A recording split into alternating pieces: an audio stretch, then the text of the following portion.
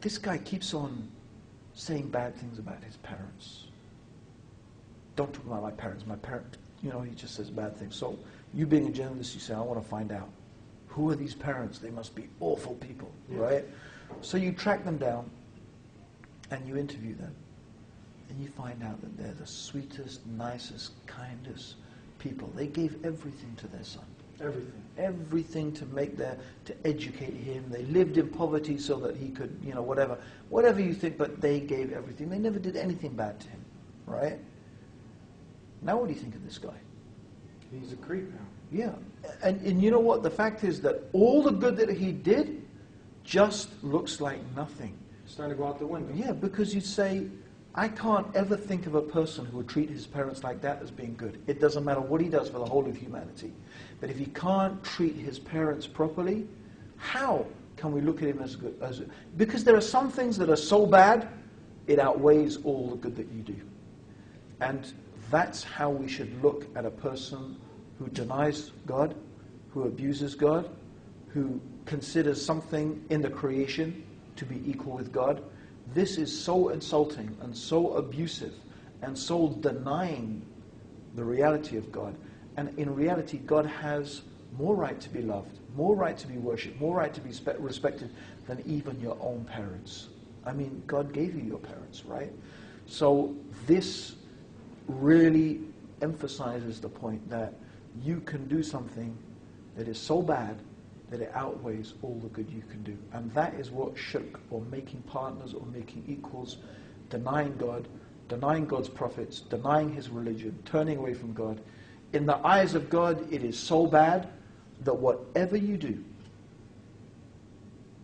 outweighs the evil of making partners with God, of denying God, outweighs whatever good you can do, right?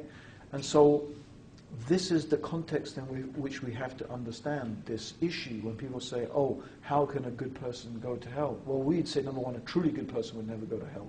But yes, a person may seem to do nice things and good things and help other human beings and maybe be so charitable and this and that. But at the end of the day, if they have not recognized God and obeyed God and committed themselves to treating their relationship with God in the right way, then the evil of that outweighs all the good that they have done. And by doing God's will, by doing what the Creator wants you to do, He tells you to be the most merciful to your parents. You see, He tells you to be good to everyone. Absolutely. See, here's the point, that in Islam, you give your rights to God. You see, we all talk about rights, human rights, animals' rights, probably even the trees' rights, right? Okay, and that's good. It's good that everything has rights and we should treat everything. But how about the right of God? How about the duty and the right and the obligation that we owe to our Creator? This is the most terrible right to transgress. But as you said, when you follow Islam, when you follow the teachings of the Quran, when you follow the teachings of the Prophet, Islam tells you to respect your parents. It's one of the biggest sins in Islam to disrespect your parents. To be good to your neighbor. To look after the poor and the orphans and the needy. So in Islam, part of believing in God is being good to the creation. You can't say that the other way around. You can't say about those people, humanists or whatever, right, that they would say, yeah, we should be good to the creation, whatever good to the creation is, because that's open for discussion as well, right?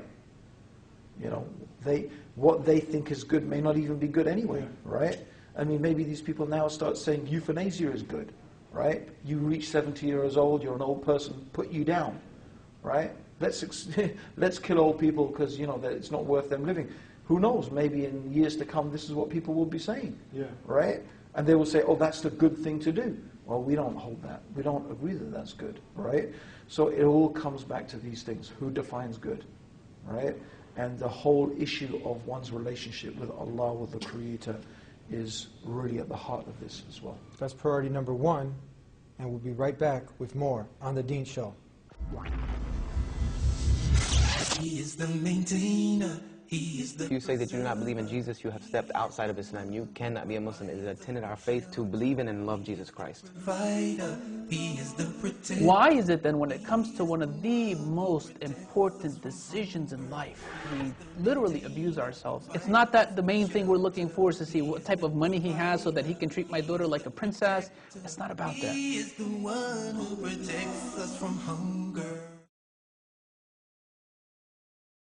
Back here on the Deen Show, and we're trying to clear the confusion, because some people will say, you know what, I feel like, you know what, I don't break the law, I don't hurt nobody, I give sometimes to the poor, I show up to work on time, I didn't murder nobody, why would God punish me?